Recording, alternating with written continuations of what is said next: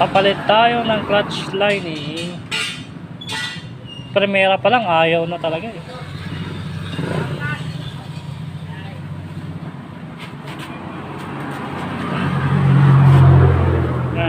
Guys, papalit tayo ng lining.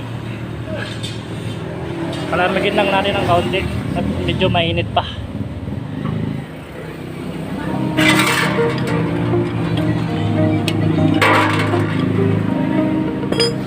Natanggal tayo muna ng langis bago tayo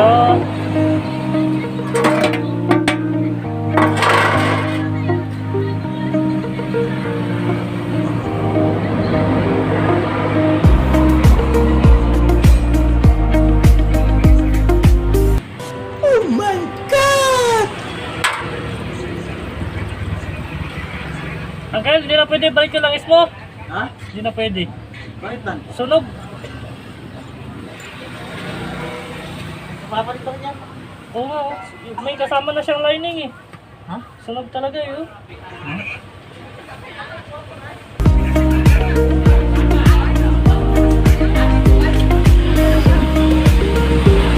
Kaya na mabok sa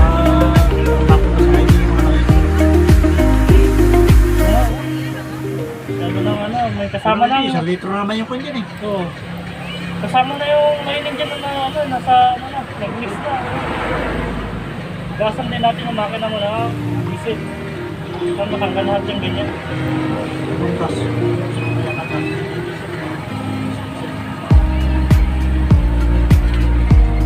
Wala, hindi pwede.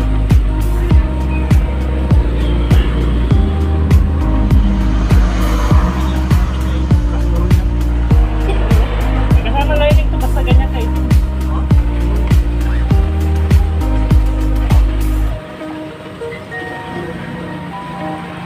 Pag ganyang kulay,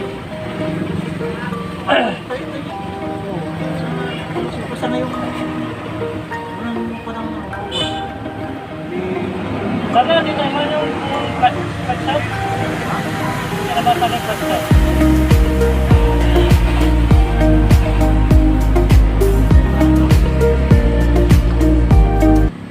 Wari ko to sa clutch cable to yung nagpalit.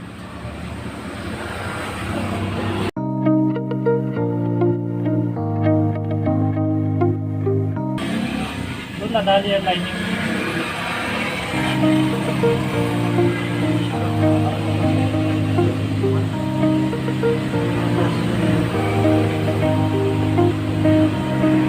Kaya malaman natin ulit mamaya pagka pwede pa yung cable mo.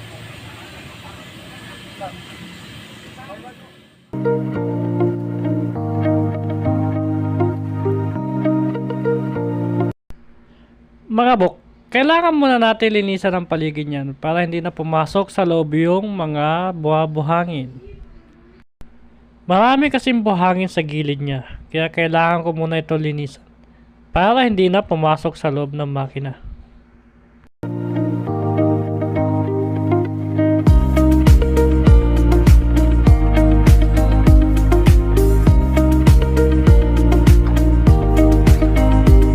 Pagkatapos ko nga palang linisan, uumpisahan ko na itong baklasin. Uunahin ko muna ang kanyang padyakan.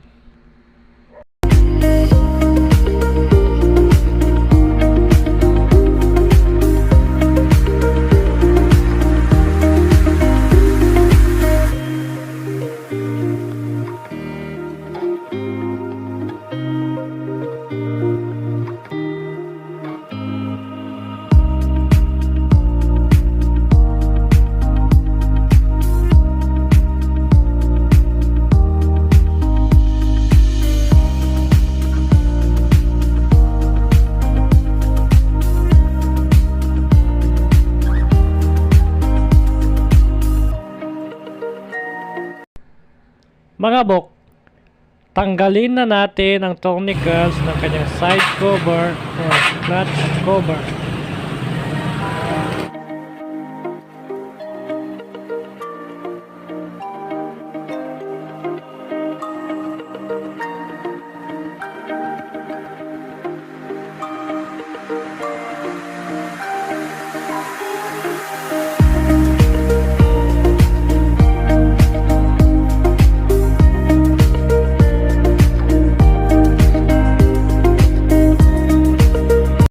Mga bok, kailangan pala natin tanggalin ang kanyang footrest kasi sasayad ang kanyang side cover. Hindi natin ito matatanggal.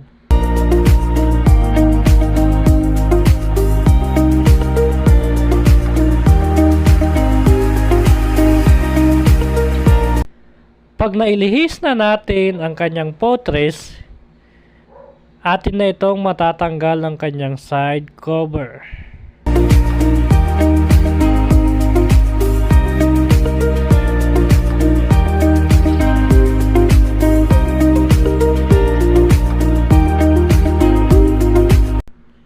Sa pagtatanggal ng side cover, galaw-galaw lang yan.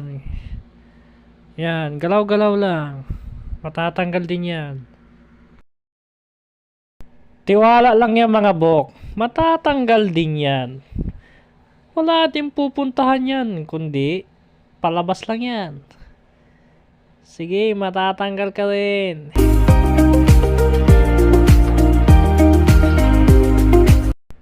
Sabi ko sa inyo mga bok matatanggal din yan. Tiwala lang talaga.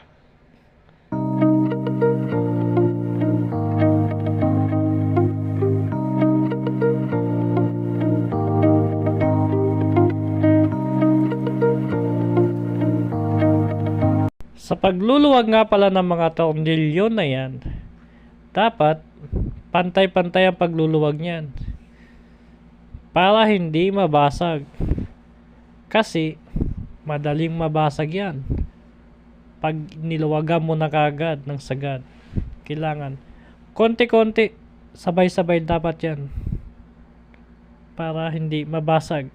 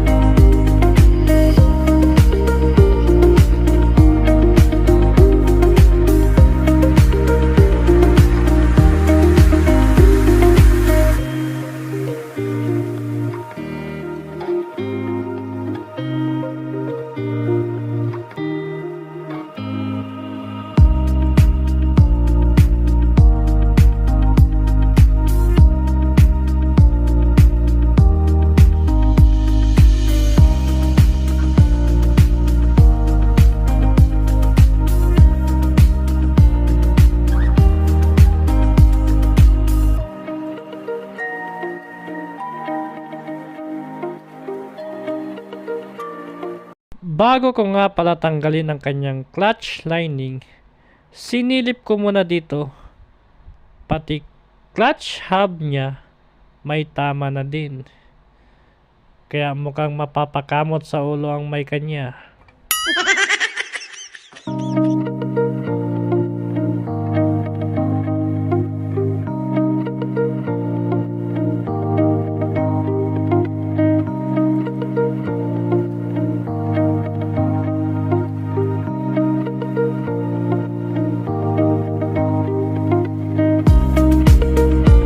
Ayan mga bok, kitang-kita na pati clutch hub niya may tama.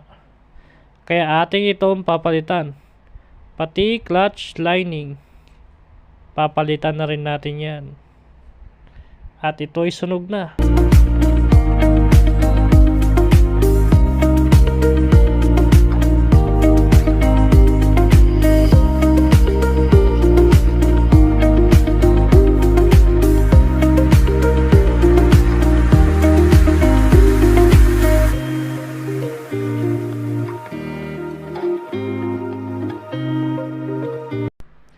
Mga bok, talagang sira ang kanyang clutch hub.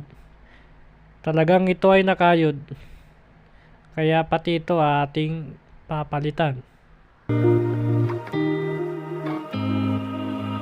Kailangan mga bok, bago tayo magpalit ng lining, i-check din natin ito.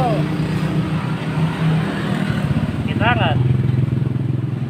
Nakikita niyo naman kung may tama o wala.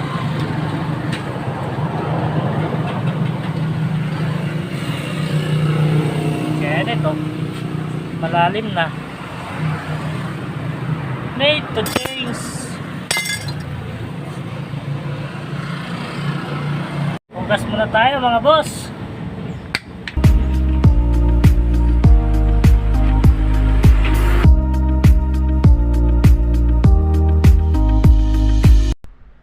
Kailangan mga bok, hugasan natin maigi ang kanyang makina. Pati sa loob ng transmission, aking bubugahan ng gasolina. Para matanggal ang mga nasunog na lining at ito'y kumalat na. Pati pala clutch housing niya, atin ito lilinisan.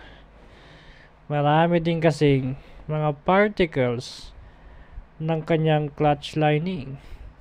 Kaya atin itong lilinisin mabuti.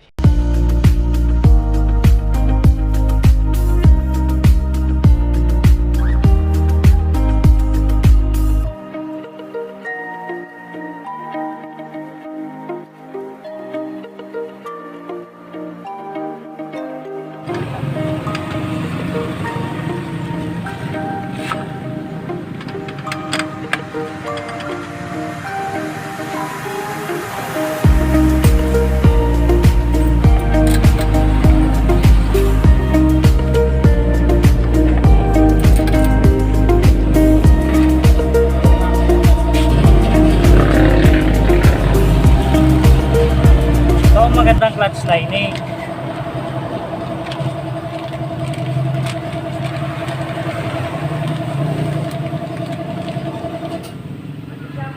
Game ko. Baka naman.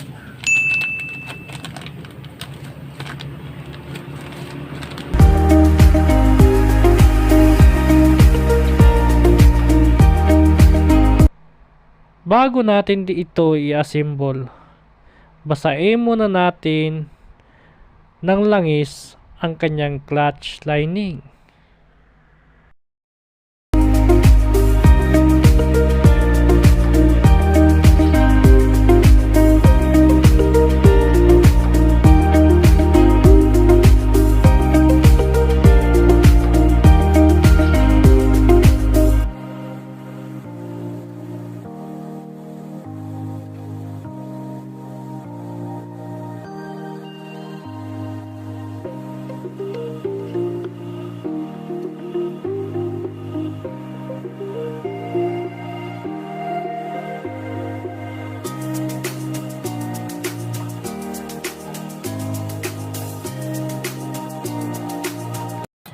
Sa pagkabit nito, kung doon yung una, doon yung una.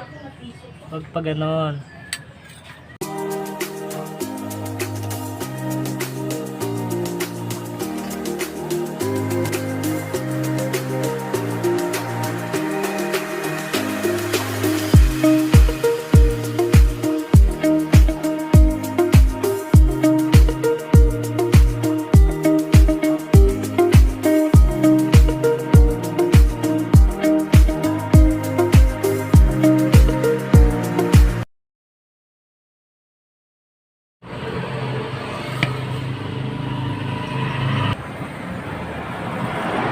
Tapos ito, kasunod ito.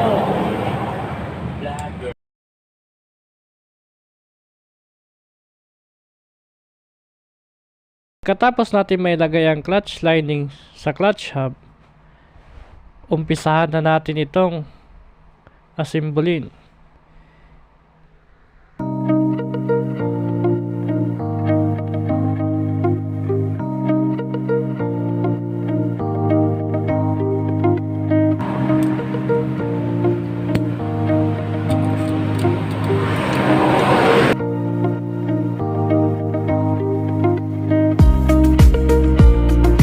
Kabit na natin ang lock ng clutch housing.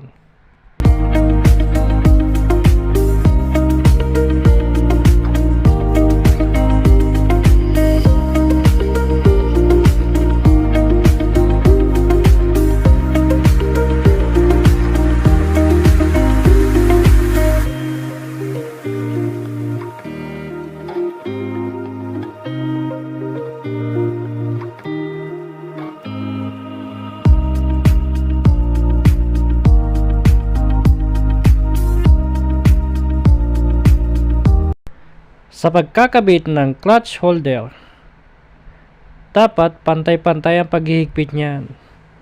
Take time baga para hindi masira yan o mabasag. Hindi kasi pwedeng may maunang isa dyan. Kailangan dyan sabay-sabay mong hihigpitan.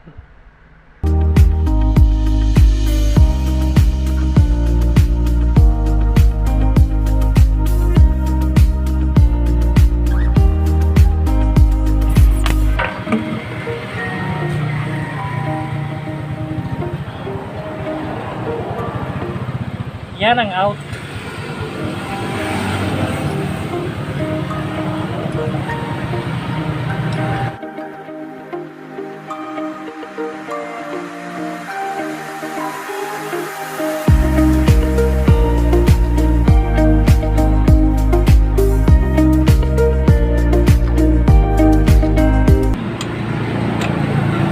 Higpitan na natin mga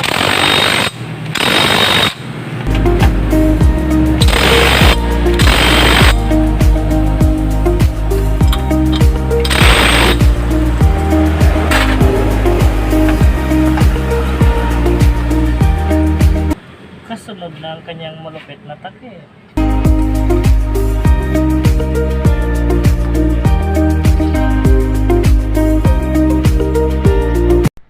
Sa paghigpit pala ng takip ng oil pump rotor, kailangan natin ng matalas na Phillips screw para mahigpitan natin ito ng maganda nang hindi ito bumilog.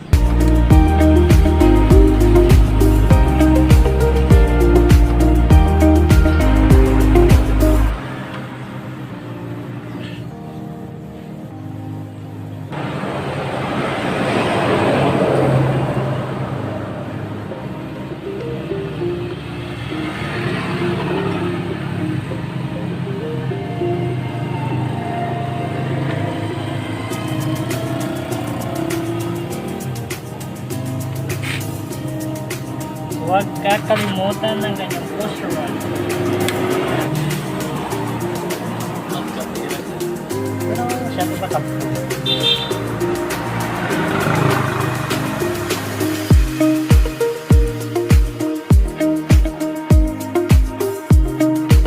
At pagkatapos nating asimbulin ang kanyang clutch side, atin nang ikabit ang kanyang clutch cover.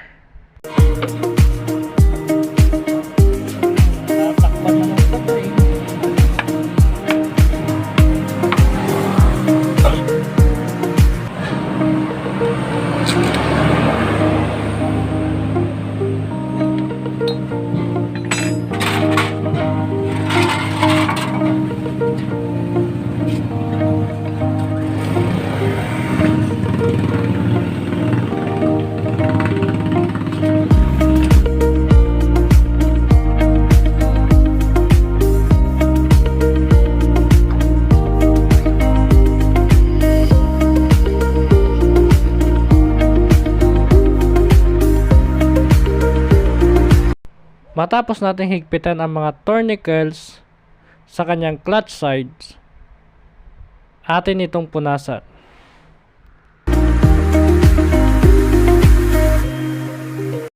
At ikabit na natin ang kanyang clutch cable.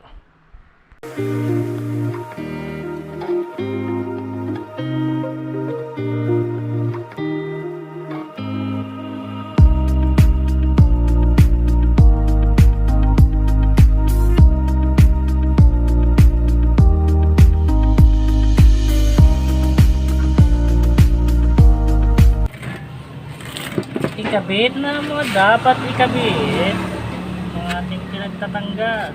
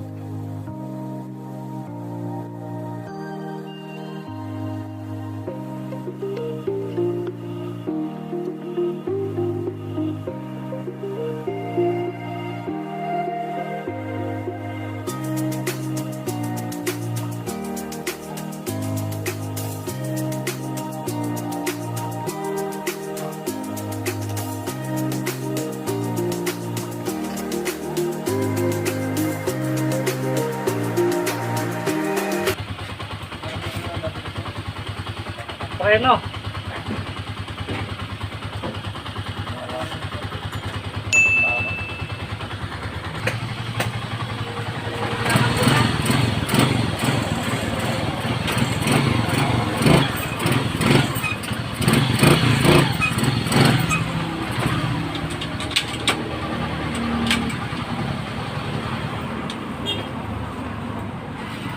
Okay, gabit na natin.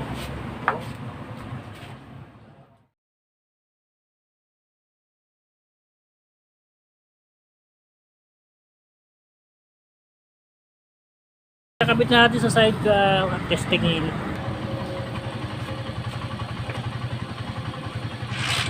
Anong model yun?